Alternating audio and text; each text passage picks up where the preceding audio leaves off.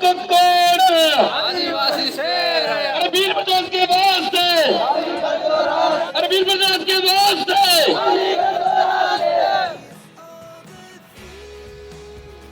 सबने जय जोहार। आज मन्नारी कालकी माता ने जो उनके साथ जो घटना हुई, उस घटना के विरोध में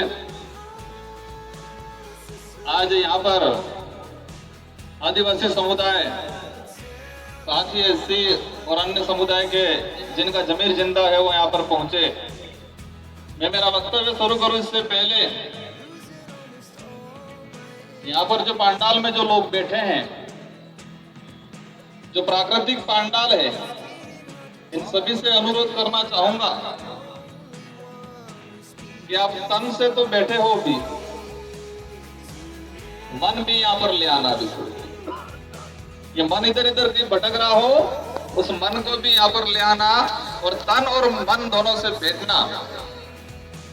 और मेरे से पहले जितने वक्ताओं ने जो बात रखी है, इन वक्ताओं की जो बात है, अपने सॉफ्टवेयर आज ही ऊपर वाली जी खोपड़ी दिमाग आना सॉफ्टवेयर में इतनी सेव करी दियो और फिल्टर मारी लियो ने।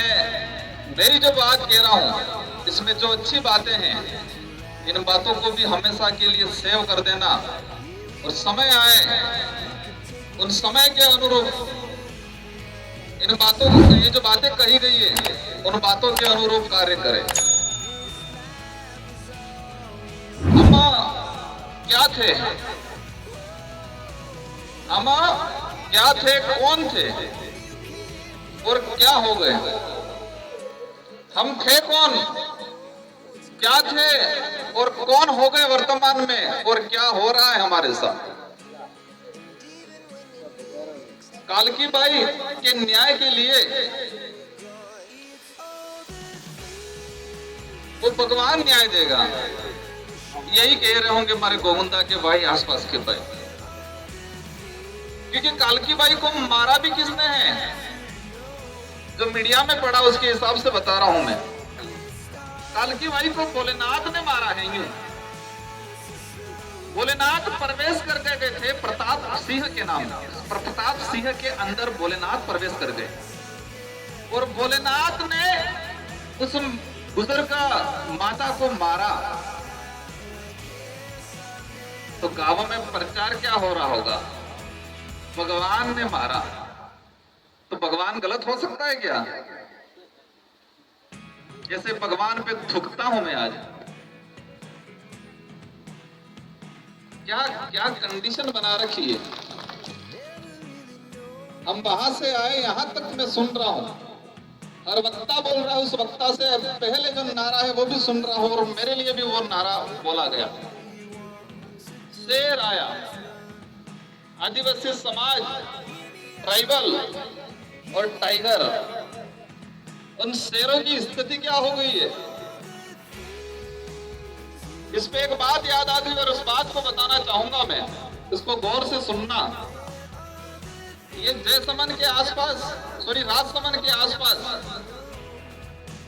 फॉरेस्ट का मतलब वन पूरा जंगल इलाका था और एक बामणा गया वहां व्यापारी और उसने वहां होटल खोली।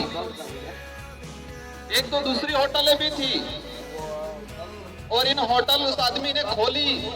खोलने के बाद होटल बराबर चल नहीं रही थी, होटल पे कोई ग्राहक नहीं आ रहे थे बराबर बाजार से, लेकिन वहां इसके पास में एक टंकी बनाई थी पानी की। तो उस पानी पीने के लिए जंगल से शेर आ रहा था, पैंथर आ रहा था और वो पैंथर उस टंकी पे पानी पीने आता था चुपके, दिन में, शाम को, सुबह।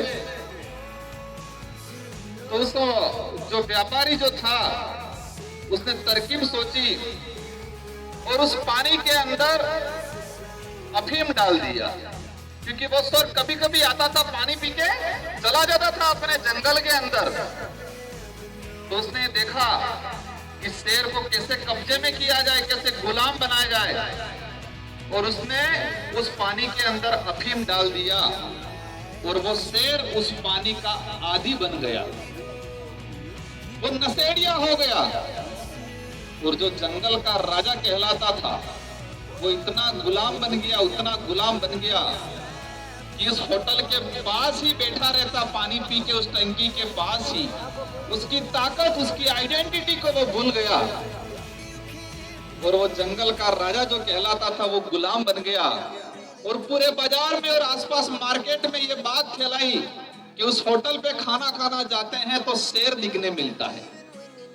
और उस बात के आधार पे उस मालिक की, उस व्यापारी की दुकान, इसकी होटल इतनी शानदार चल गई क्योंकि वहां पर कोई खाने गया, छोटा बच्चा था साथ में, बच्चे ने शेर देखा, वो पैंतर देखा और जाके उसकी स्कूल में बोला कि माँ मैं कल खाना खाने गई थी मेरे पापा के साथ, मम्मी के साथ, और मैंने शेर देखा।